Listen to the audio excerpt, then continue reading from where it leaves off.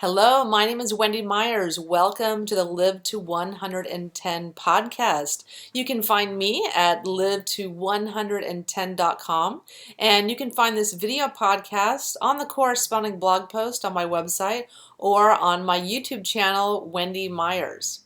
Today we're talking to Jonny Bowden, a PhD. He was such an interesting interview and he has so much energy and enthusiasm. I loved interviewing him. He's really an interesting character and he has a new book out called Smart Fat, and we're going to be talking today on the podcast about fat and how a lot of things you know about fat may not be quite right.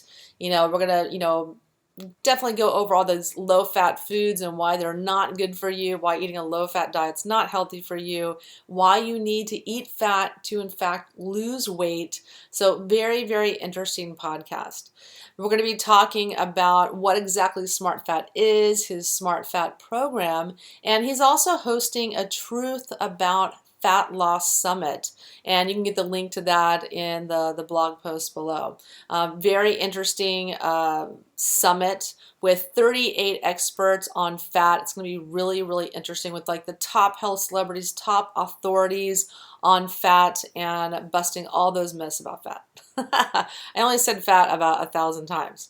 But first we have to do the disclaimer. Please keep in mind that this program is not intended to diagnose or treat any disease or health condition, and is not a substitute for professional medical advice. The Live to 110 podcast is solely informational in nature, so please consult your healthcare practitioner before engaging in anything that we suggest today on the show. Our guest, Jonny Bowden, PhD CNS, also known as the Nutrition Mythbuster, is a nationally known expert on weight loss, nutrition, and health. He is a board-certified nutritionist with a master's degree in psychology and the author of 14 books on health, healing, food, and longevity, including 3 bestsellers, The 150th Healthiest Foods on Earth, which I've bought before a long, long time ago, Living Low Carb, and The Great Cholesterol Myth, co-authored by Stephen Sinatra, a well-known cardiologist. He also has earned 6 national certifications in personal training and exercise. He's board certified by the American College of Nutrition, a member of the prestigious American Society for Nutrition, and a much in-demand speaker at conferences and events across the country. Can you tell the listeners a little bit about yourself and your background?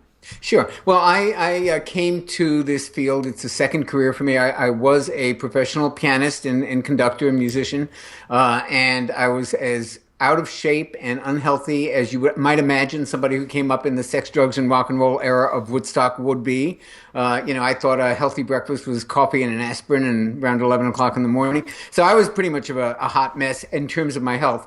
And with not much of an interest in health or nutrition or any of this stuff. I was a smoker. I'm addicted to, everybody knows this already. It's pretty common. I've been addicted to every drug in the PDR, physician's desk reference. I mean, if it's something bad for you, I've probably done it. And that has served me very well in my work, which we'll get to in a second. So late 80s, I'm traveling around the country conducting shows, doing off-Broadway and Broadway touring companies, and you get really bored. And, the actors, it's their job to stay in shape. So these guys, all men and women, they know what to do in the gym. They know what to do with weights. And one day, out of total boredom, I just said to one of the actors, Mike, teach me how to lift these weights things. I think, well, maybe I'll try to lose some of this belly. And if you look back at pictures of me, then I looked like probably 20 years older than I look now. And so I began kind of lifting weights, and I, like many people who came to a career in health and fitness as a second calling, got really bitten by the bug and became something of a zealot. And I just started to see the changes that went on in my own body, started to see the weight come off, my energy improve. And I was not, Wendy, one of these people who had an epiphany and changed their life. I was the guy that would go to the gym, do a couple of sets of bench press, and go out and smoke a cigarette in between sets. So it was a long process. process to change all these different things, give up drugs, cigarettes, alcohol, and uh, as I began to do this and began to see as an experiment on myself what was possible by changing one's diet and lifestyle choices gradually, very gradually. I point out this was a couple-year process. I really just became a zealot. And being a kind of middle-class Jewish New Yorker, academically oriented, overachieving, the first thing I thought of is, I wonder if I can get a degree in this stuff, because you immediately want to like find some kind of credential that makes what you're learning authentic or respected. And so I was kind of an education junkie anyway. I had a master's degree in psychology, a bachelor's in music.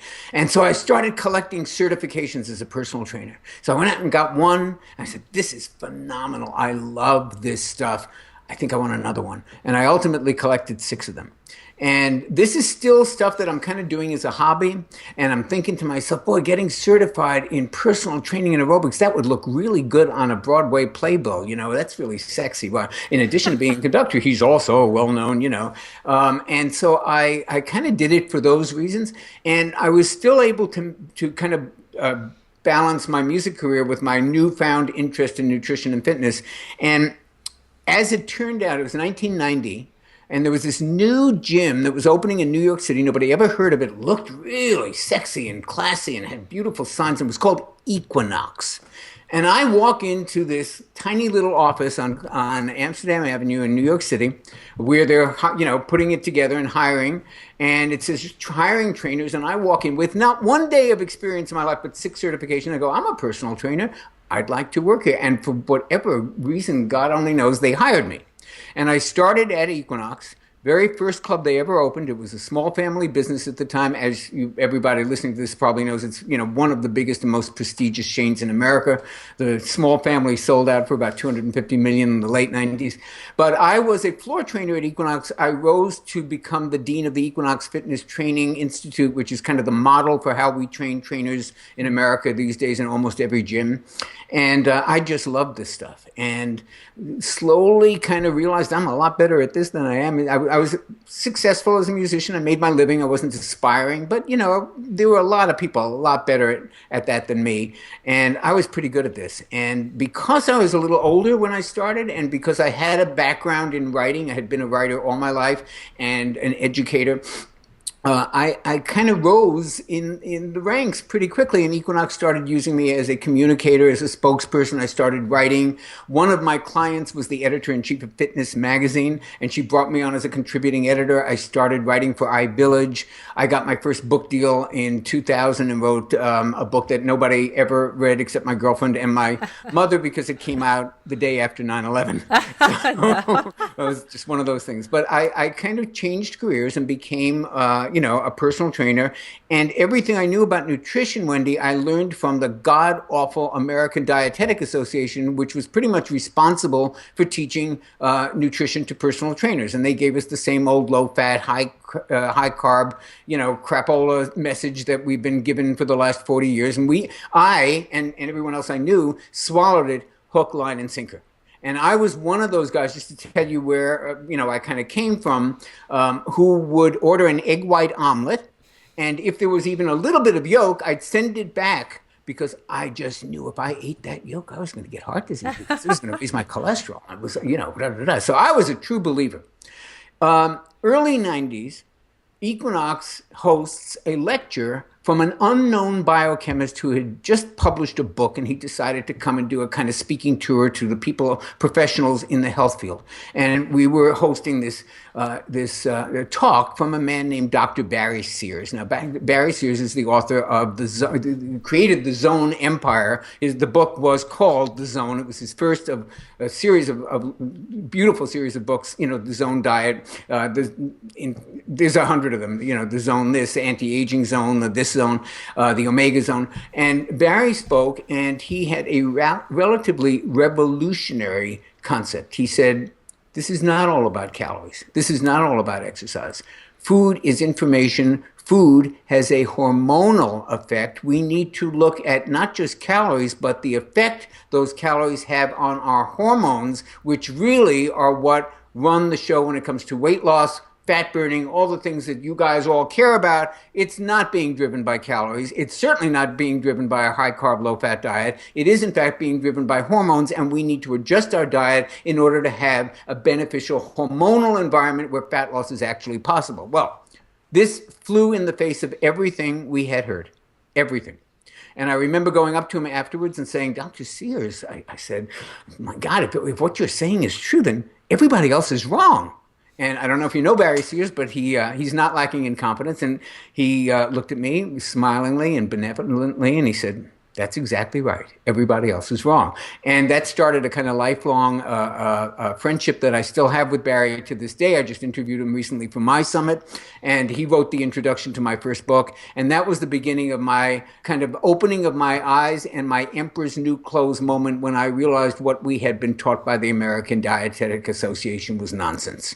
And I began investigating this on my own. Now, that led me to actually realize I didn't know as much about nutrition as I thought. And I went back to school. First, I became a CAN, a certified nutritionist. Ultimately, I went back and got a PhD in nutrition and got certified by the American College of Nutrition. And I stopped teaching bench presses and started doing nutrition. And the first book led to another. And now here we are, 15 books later, and I have devoted probably most of my career to just busting the myths that we've been told by all of the establishment, what we call the diet dictocrats, who have all the answers except they're all wrong. Yeah, so the typical, thing you hear in the media is to eat less fat. All the foods in the grocery store say less fat, 2% fat, et cetera, et cetera. Why do we actually need to eat more fat? Well, that's the subject of my follow-up book to The Great Cholesterol Myth, which is called Smart Fat. When we took fat out of our diets in the mid-'80s, when that became kind of accepted policy, and we talk about this, by the way, in The Great Cholesterol Myth, because fat and cholesterol are the Bonnie and Clyde of dietary villains. As far as most of America is concerned, it's impossible to talk about one without the other. I mean, we're warned off of fat because it supposedly raises cholesterol. It's a whole other subject. And cholesterol supposedly causes heart disease. So one of the reasons that we're so afraid of fat is the connection to cholesterol and heart disease. If that connection is not so, and that's exactly the subject of The Great Cholesterol Myth, it is not so, then the dietary guidelines of the past 40 years crumble like a house of cards. So we've been warned of fat, A, because of its supposed relationship to cholesterol and cholesterol's supposed relationship to heart disease, number one. And also because of this kind of notion that we humans are kind of pre-wired to think that, like, you eat the heart of a lion, you get brave like a lion. You eat and you eat fat, well, what happens? You get fat. So we've got these kind of twin myths that eating fat makes you fat, absolutely untrue, and eating fat will give you heart disease, also absolutely untrue. And those are the two main reasons that we got started on this crazy low-fat thing in the first place. Then, what happens is these things take on a life of its own. Now, you've got billions of dollars put into low-fat foods, into lowering cholesterol, into statin drugs, and it becomes a whole big ocean liner that's very difficult to turn around. But that's the kind of progress that we're making, and it's certainly not just me. It's all the people who have called BS on cholesterol and fat and saturated fat and all the demons in the diet, and we're trying, the mission is to try to refocus our health capital on the things that really cause obesity, diabetes, and heart disease, and it ain't fat. Yeah, and it's about money. All the big food companies, big agra, and big pharma, they're all in collusion to make us think cholesterol is bad. We've got to do everything we can do to lower it, take drugs. Fat is bad, eat all these processed foods with reduced fat, and it's all about money. Yeah. Money. Well, I try to not sound like a conspiracy theorist. I don't necessarily think all these are bad people, that every doctor who puts you on a statin drug is necessarily a bad guy. They are marketed to very effectively by the pharmaceutical companies.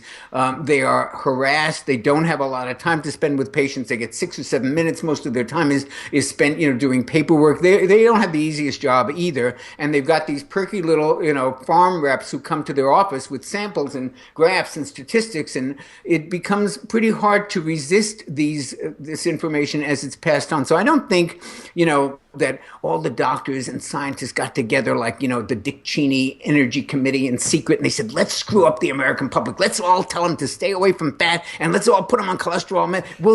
I don't think it happens like that. What I think happens is information, maybe even with the best of intentions, gets into the zeitgeist. It becomes kind of conventional wisdom. People start to adapt it. All of a sudden, it becomes, reified in recommendations from the American Diabetes Association, the American Heart Association, and it becomes kind of, evidence-based medicine, and everybody's afraid to deviate from it. And I don't necessarily think it's because of bad faith or a conspiracy. It's kind of the way ideas get a hold. And like I said on Dr. Oz, he asked me, well, why do you think such smart people still believe this stuff? And I said, Dr. Oz, if you went back, a couple thousand years, you would have the smartest scientists and the smartest people on Earth all convinced that the Earth is flat. I don't know how these ideas stay around and what changes them, but our human history is filled with this stuff. The sun actually rotates around the Earth. Revolutionary when we found out that wasn't true. High carb diets are healthy.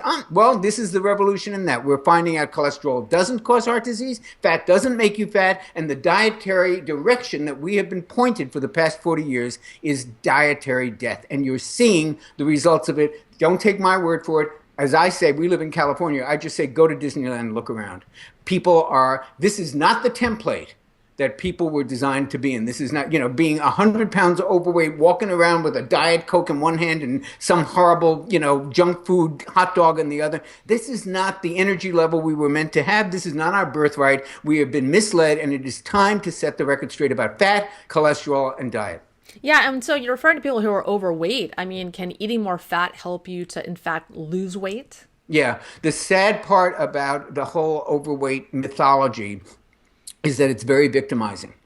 And people who are overweight are really one of the last victims in which, it's still okay for comedians to make fat jokes. It's still okay for people to, who would never dream of doing a racial epithet or an ethnic epithet will make jokes about fat people as if, well, they're slovenly, they're greedy, they don't have any self-control, when in fact, we now know that what makes people fat is a complex interaction of hormones and metabolism and the microbiome and hormone disruptors in the environment and in the food supply. And there are so many other factors.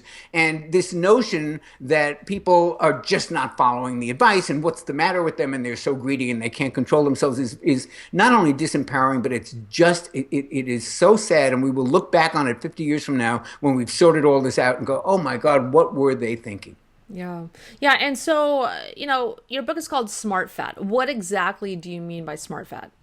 Well, these are fats that in good human trials have been shown to have distinctive health benefits. The most obvious would be fish oil, olive oil.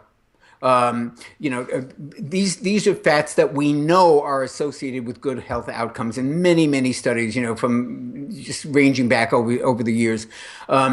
So smart fats are the ones we want you to specifically include in your diet. But there's another category called neutral fats, which actually do no harm. They may not yet be shown to have a specific health benefit, but they certainly don't harm you. And these are some of the fats that we've demonized. The saturated fat that comes from grass-fed beef, for example, which is very, very different than the fat that comes from factory-farmed beef. That's a perfectly neutral, wonderful fat. I believe within a short time we will have enough evidence to say that's actually a smart fat and does a lot of good things. There are people in the space right now like David Perlmutter who will tell you that right now. But we're willing to say, okay, let's at least admit that this stuff doesn't harm you in one drop. If you not want to say that it's a smart fat that you should make an effort to get more of in your diet, okay, I'm okay with that. But for God's sake, let's not demonize it. So there's the smart fats are the ones we know are beneficial.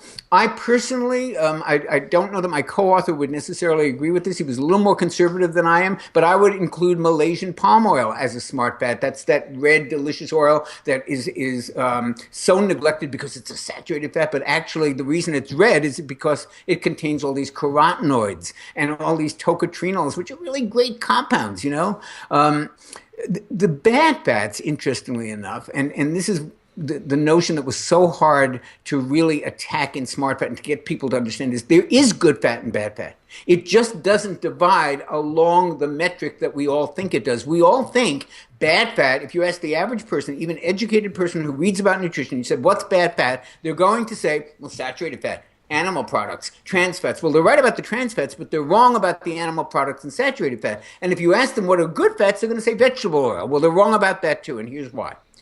What makes a fat good or bad is whether or not it's toxic. It's pure and simple. That's the only metric that matters. Is the fat toxic? Now, here's what we mean by that.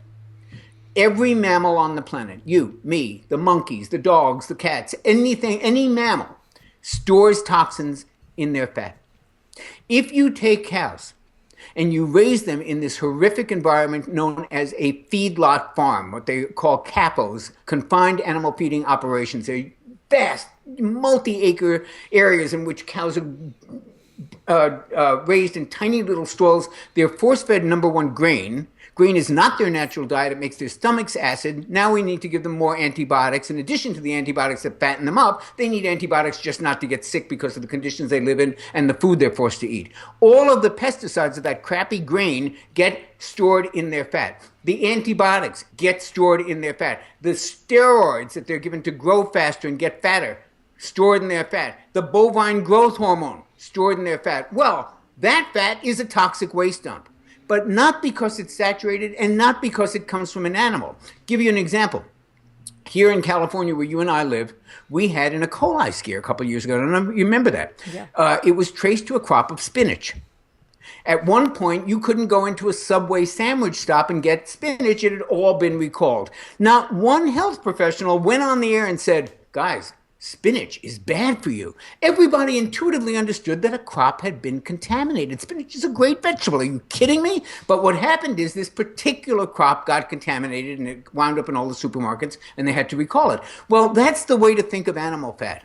It's not the animals. You get grass-fed meat that has raised on pasture and never been fed an antibiotic or a steroid or a hormone or the pesticides in grain that they don't eat. And there's no reason to avoid that fat at all. When I buy grass-fed meat at the farmer's market and they say, do you want the lean kind? No, bring on the fat. Yeah. It makes it taste better and there's nothing in it that's bad. Untrue with factory farmed meat. If factory farmed meat was the only meat available to me, I'd become a vegetarian, and I am very far from a vegetarian. So we need to understand that toxicity is what makes fat bad, not whether it comes from an animal or a vegetable. Now, the other part of the myth of bad fat is that vegetable oils are good for us. Here's the problem. We humans make both inflammatory and anti-inflammatory compounds in our body. Both are necessary. And people always say to me, well, why do we need inflammatory compounds? Well, think about the last time you got a splinter, or you got an infection, or you got a fever. What happens is inflammation is part of the body's healing response. We need to be able to send these inflammatory cytokines to the area in which there's been a puncture wound or an injury to prevent a microbe from getting a hold, from an infection from getting started. So we need the ability to make inflammatory compounds. We also need, obviously, the ability to make anti-inflammatory compounds, and we make these compounds, both inflammatory and anti-inflammatory, out of fats. The omega-6 fats, which are found in vegetable oil, all the stuff we've been told to eat, corn oil, safflower oil, sunflower oil, canola oil, all of this stuff is high omega-6, pro-inflammatory. Omega-3s are pro-anti-inflammatory. So the omega-3s are anti-inflammatory, the omega-6s are inflammatory. We need a balance of about 1-to-1. We are currently consuming between 16-to-1 and 25-to-1 in favor of these stupid vegetable oils that are processed within an inch of their lives, have nothing of value left in them, and are very pro-inflammatory. And then we wonder why inflammation is at the heart of every major disease and why we're seeing such an epidemic of it. It's partly because we're following this idiotic advice to consume more vegetable oil and less saturated fat. It's not that vegetable oil is always bad. It's that the amount that we're consuming is so massive compared to the anti-inflammatory omega-3s that we're completely out of whack and we need an oil change. We need to go back to some good, healthy, neutral saturated fats, some good saturated fats like coconut oil, which is a smart fat, Malaysian palm oil, grass-fed butter, all of these great fats that we can use to balance all of this inflammatory omega-6 that has taken over our diet. Yeah, and I read that the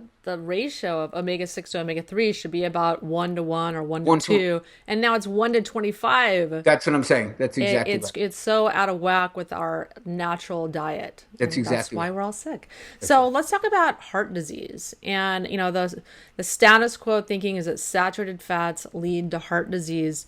How do you dispel that myth in your book, Smart Fat? Well, I didn't dispel it. Actually, the research dispelled it.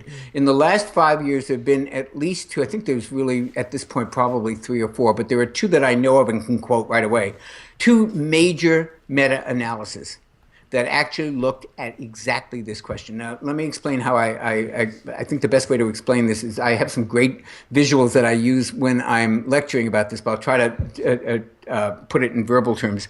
Um, it's very hard to study people for 30 years, to study their diet, to do a randomized control trial and see how many people die at the end of 30 years.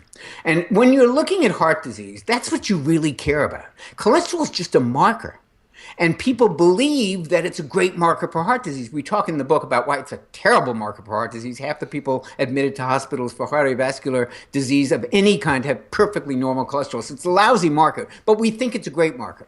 So cholesterol has become kind of a stand-in for the effect of saturated fat. If we see that saturated fat raises cholesterol, we assume in a 6-month study, a 2-year study, we assume, oh, those people are at much greater risk for heart disease because it's kind of a stand-in. It's an easier study to do. One of the examples I use in this is, I live in LA, heart of the movie industry. If you're hiring Brad Pitt for a movie and you got to light him, you use a stand-in. You're not going to use a $20 million actor to stand there while they do hair and makeup. You use somebody who has the same coloring, the same height, and they light that guy. That's the stand-in. Well, cholesterol has been a stand-in for heart disease. So what these researchers did, they said, okay, we know that under certain circumstances, saturated fat will raise cholesterol. Now, there's a whole other discussion about whether that matters or not, but let's just go with it for the moment, that it raises total cholesterol.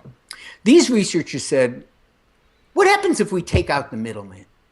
What happens if we don't use a stand-in? We look at the actual event we care about, which is this guy going to be around in 30 years to play with his grandkids? We don't care do you really care what your blood level of cholesterol is? Nobody knows. It has no symptoms. What we care about is what we think it tells us about our future. So they said, let's see what the real future is. Forget the marker. Forget the stand-in. And meta-analysis, for people who don't know, is not a study itself. It's a study of studies. They look at all the research. They throw out anything that does not meet absolutely pristine research standards. If there's any question about it, they don't include it. They take the studies that absolutely are impeccably done. They pool all the data. And they wind up with something like, in one of these things, 350,000 patients. In the other one, it was over 500,000 patients. And they look and they say, okay, these people ate a high saturated fat diet. Let's look at, forget the cholesterol. Let's look at the end result.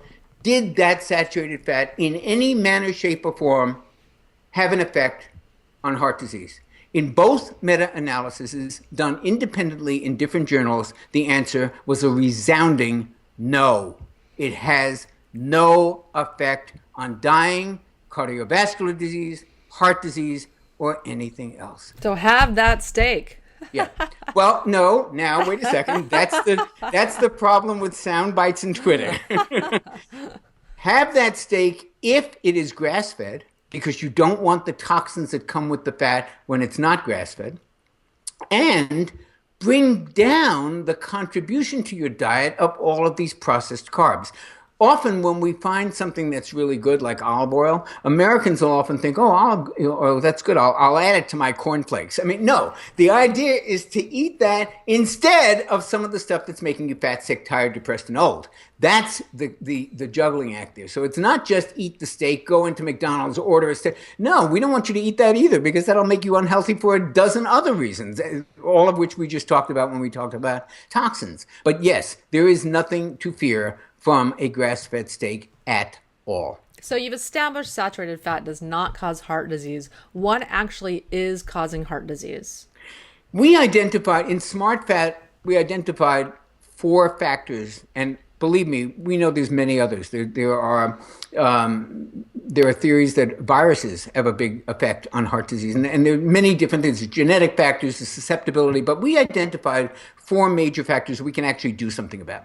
And interestingly enough, a few years ago, I wrote another book called The Most Effective Ways to Live Longer, and I read copious research about people who lived well into their 90s in good health, not in assisted living homes or on oxygen tanks, but people were actually doing things. And we looked at what are the things that age people. And interestingly enough, the four things that age people are the same four things that promote heart disease.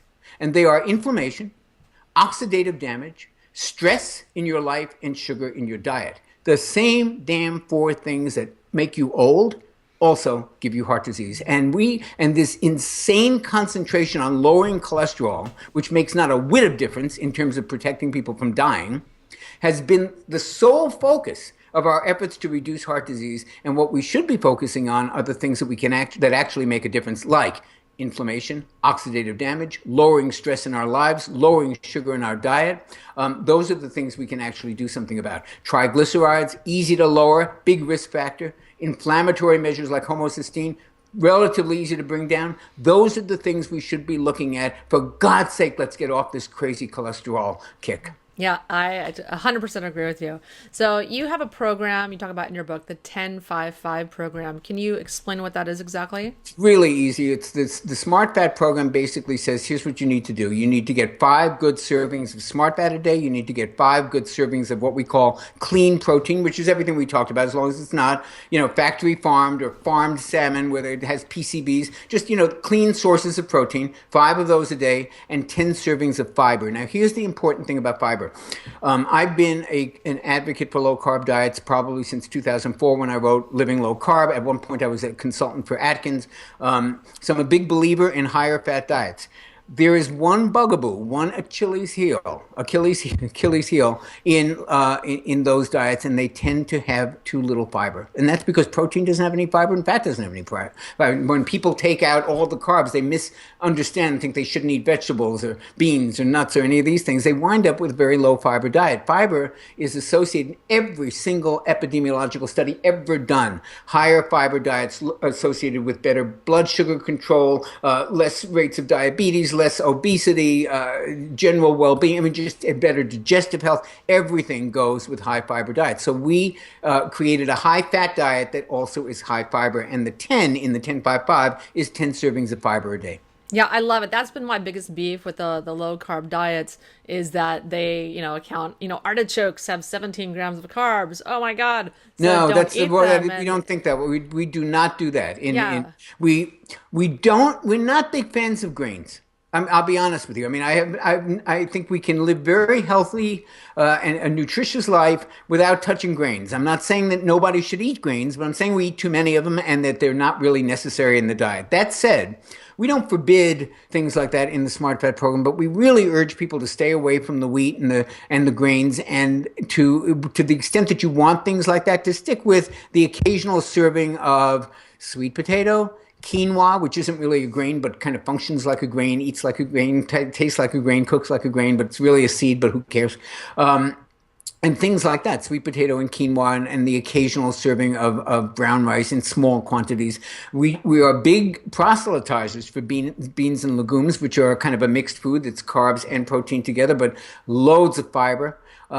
One of the big myths and the things that makes me apoplectic about American Dietetic Association information is they keep telling us, and they have brainwashed us into thinking that you need breads and cereals because they're great fiber sources. Folks, read the label and tell me, please write to me, jb@jonnybowden.com, if you find one box of cereal that has more than 3 grams of fiber per serving, and you'd have to look hard to find that. Most of them have 1 to 2. Most breads have 1 to 2 grams with all the sugar and wheat that you have to go and consume in order to get that 1 or 2 grams. Those are not good sources of fiber. An avocado has 8 to 11 grams of fiber. A serving of beans is 11 to 17 15 grams of fiber. Those are the fiber heavyweights, not this breads and pasta and cereal stuff. That's just propaganda that's been sold to you by the American Dietetic Association. Run the other way when you hear that. Yeah.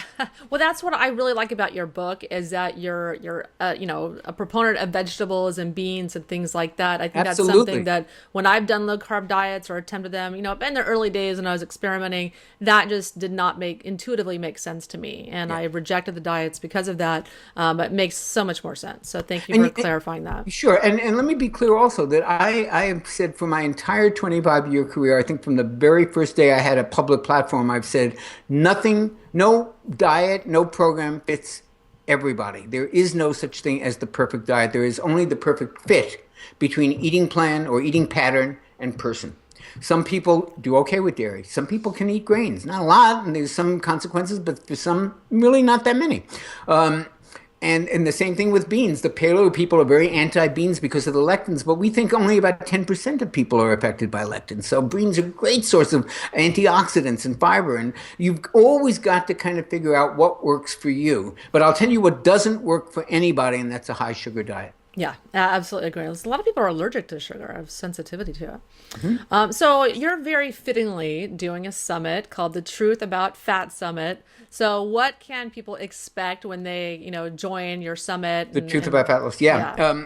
Yeah. This was a labor of love for me. I worked on it for a year. I have interviewed, at this point, 38, maybe 39, most of them world-class experts. David Perlmutter, the author of Grain Brain, William Davis, the author of Wheat Belly, Barry Sears, the author of The Zone, Anne Louise Gittleman, the author of The Fat Flush Plan, Chris Kresser, the paleo guy, I can't even remember, Pedram Shojai, who just wrote The Urban Monk, a magnificent book, Donna Gates with the Body Ecology Diet, and so many more people who talk about the psychology of eating, like Mark David at the Institute of the Psychology of Eating. And the subjects that came up, I know a lot about this stuff, but I learned so much from these experts. It was just overwhelming. The role of the microbiome and how it really affects not only digestion, but mental states and depression and how the bacteria in the gut can actually predispose you to extract every calorie you eat and store it as fat or burn up calories. We all know people who can look at a Ben & Jerry's and they gain 5 pounds and other people seem to be able to eat anything. Well, some of that is related to the microbiome. We find out stuff about that in the summit. So it has just been a wealth of information on everything from juicing to detox. We have one of the great detoxification experts, Dr. Dan Kalish, who talked about different ways to impact toxins and why toxins actually do have an effect on weight and metabolism. So it's just so filled with this great information, and I'm so proud of it. And one of the things also about it is that you don't really have to listen to all 39 speakers. I'm a big believer, and it's like a library. Go to the books that interest you. Sample things. See, if this guy really talks to you, this woman really resonates with you. We had, I'm thinking now back to Dr. Tammy, whose whole subject was how we don't look enough at testosterone levels in women and what an important factor that can be, not only for weight and burning body fat, but also for well-being and libido. Sarah Gottfried talked about hormonal balance in women. It's really just so filled with wonderful information that I'm really so proud of it, and I hope everybody comes in. As you know, all summits, they're free online for a whole week. In my case, April 25th to May 2nd. And of course, you can sign up. I'm sure you'll have a link on your site and also at my site, JonnyBowden.com. You can sign up. It's free. Just register for it. It's got all kinds of really good things, raffle gifts and purchase gifts and registration gifts. And remember, you do not have to purchase it. You can listen to it for free. Yeah, that's what I love about summits. You can get the information that you need. You can. But if you want, you can buy it, and it's just a wealth of information from I top. always buy them. I bought Mark Hyman's Summit, and he had all the same speakers I did. But, you hear the same speakers with a different interviewer, and there's a different focus, there's a different energy between the speaker and the person interviewing them. So I got different information out of the same speakers that Mark did, and I wanted to listen to what they said on his summit, and and it was different than what they said on mine. Some overlap, but there's really, when you're talking about people of this quality, you can't really get enough of them, is how I look at it. Yeah, they're a wealth of information. I know doing this podcast, I just love picking the experts' brains. So I have a question I like to ask every Sure, guest. sure. What do you think is the most pressing health issue in the world today? Wow. The most pressing health issue in the world today. I'm gonna, you caught me off guard with that, so you're gonna get my top of the head answer without giving it a lot of thought. I'm gonna say energy. And I'll tell you why I'm gonna say energy. Virtually I mean, trying to pick what the biggest thing is: it diabetes, is it obesity, is it heart disease, is it Alzheimer's? And one of the things I found out, and that people who listen to the summit will find out, is how these things all have a similar core. Even Alzheimer's are now calling type 3 diabetes. These things have very similar roots. So trying to pick which disease is going to explode is probably very hard to do. And then we get into, toxins and GMOs and climate change. I mean, it could be anything. But the one thing that I think is a constant is that when people don't have any energy, they feel crummy. If you can't manage your energy, you're probably not managing your health. So almost anything that's a health issue is going to show up in your personal energy. If you're not sleeping enough, you ain't going to be energetic. If you're not eating right, you're not going to be energetic. If your hormones are out of whack, you're not going to have much energy. So, and one of the things that people come to me the most often with, and I answer, I have columns in clean eating. I have an Ask the Doc column. I do lots of, questions and answers on Facebook and stuff. And I think I probably get this once a day is, I'm so tired. I'm so fatigued. What can I do to get my energy back? Well, look at a 2-year-old. You think they have problems with energy? You can't even keep, if you talk to any new parent who's got, an infant around, it's like they can't even keep up with them. They never go to sleep. They are bundles of energy. Well, that's how we came out of the box, folks. So what happened? I always think of it as like a goldfish bowl, and it starts out all clear and you see the fish, and then, they excrete in there and nobody cleans the water, and after a while it gets muddy and everything runs slower. And so, well, that's what's happening with our energy. So I see energy as a kind of wonderful metric by which we can judge almost all the other health issues that we're talking about here. So I think that's probably the crisis of energy is probably where I'd go with that answer. Yeah, I 100% agree with you. I mean, every client coming to me is exhausted. That's why I created my Limitless Energy e-guide. That is the crux. When you are tired, that is the first sign something is wrong and that you need to be proactive and fix it before it gets worse. And, we talked earlier about how I got into this, and I told you I used to be a musician. I used to wake up at 11 and coffee, cigarettes, the whole, aspirin, all of that stuff. So I've been eating this way, or a variation of this way, and I began exercising at age 38. And now my next birthday, I'm going to be 70. So comparing myself now to what I was like 35 years ago, when I wake up now without an alarm clock. I set the alarm clock for 6:15 just in case, but I never need it because I'm up. I'm on the tennis court at 7:30 every morning. I play between 2 and 3 hours a day, every single day. Sometimes I play twice a day. I have passion for my partner, Michelle. I mean, we have a passionate relationship. I probably, I'm not saying this I'm saying this because everybody tells me this doesn't happen for them. So I want you to know what's possible. Libido, same as when I was 30, if not better. Energy, I think nobody ever accused me of being low energy. Yeah. Wake up without an alarm. I'm alive, enthusiastic about the day. And I know that this has to do with living this way and eating this way and following these kind of lifestyle changes that can be made. So I know the rewards of this, and I know the difference because I used to be very, very different than this. And I know on the other side, and a lot of people who are listening to this in their 30s or their 40s, and I'll take a pill to work. I can tell you, I can promise you, that things will be really, really better if you live the way you will learn how to live. From Wendy's show, from my summit, from all of the wonderful resources that your audience is probably exposed to. Take this advice because it really, really, I'm here to tell you, it really makes a difference. Yeah, and everyone go get Jonny's book, Smart Fat. I mean, he has a wealth of information, education, and experience, and you won't regret it. So, Jonny, thank you so much for coming on the show. Tell the listeners where they can find you in your book. Jonny Bowden. There's no H in Jonny, so it's JonnyBowden.com, at Jonny Bowden on Twitter, Dr. Jonny Bowden on Facebook, and I have an Amazon page. And actually, I'm very kind of flattered to say that if you just put my first name, Jonny, and the word nutritionist into Google, you don't even need my last name. That is impressive. Thanks. Well, Johnny, thanks for coming on the show. Everyone, if you want to learn about me and my version of paleo, the modern paleo diet, I have lots of healthy fats in there too. Go to live110.com, and you can follow me on Facebook and Twitter at Wendy Myers 110. I'm on YouTube at Wendy Myers. I'm also on Instagram, Pinterest, etc. Same address, Wendy Myers 110. If you like what you heard on the show, please give the podcast a review on iTunes. Thank you so much for listening to the Live to 110 podcast. Thanks, Wendy. And how you got into health. Okay. I have a checkered past. I might put that on the table. I started out many years ago as a songwriter and recording artist. I made records for Clive Davis and Columbia Records. But, show business is a lot like the health and wellness business, because what you're doing is, in my mind anyway, what I wanted to do was see if I could help people live a better life somehow. And the songs was the first way to do it. And then my family was born. I started raising my son. I stayed home. I was a housewife for 5.5 years, cooking and cleaning and shopping and schlepping and mommy and me classes and cooking dinner in a short skirt and high heels. It was hard work. And I started a publishing company to write a book about step family life, because that's what I had and that's what I have.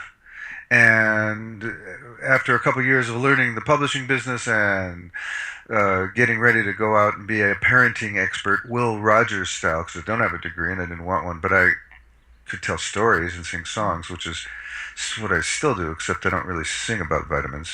Mm-hmm. I met a doctor in the field of orthomolecular medicine, which is a fancy sounding word for therapeutic nutrition. Mm-hmm. And I had the great pleasure of working as I helped him write his book that he wanted to do with Abram Hoffer. You may know that name yourself. Abram was one of the founders of orthomolecular medicine with Linus Pauling, and two of probably some of the greatest natural medicine minds to have graced the covers of the natural medicine books. And so, as I got into it with this particular doctor, I co-wrote his book with him. I learned all about natural medicine and was introduced to hair tissue mineral analysis through this doctor, who was using it as the baseline practice for this particular approach to finding out how your metabolism functions or not, and started building his company. Marketing director, CEO, ran his company, and then we parted ways about 8 years ago because of personal differences, and I started Advanced Biocell, which is my company now. We do hair tissue mineral analysis, oxygen cleansing therapy, reverse aging, anti-aging protocols that include reverse aging hormone therapy. We have relationships with the finest stem cell clinics in the world, from Thailand and Australia and Germany, and our integrative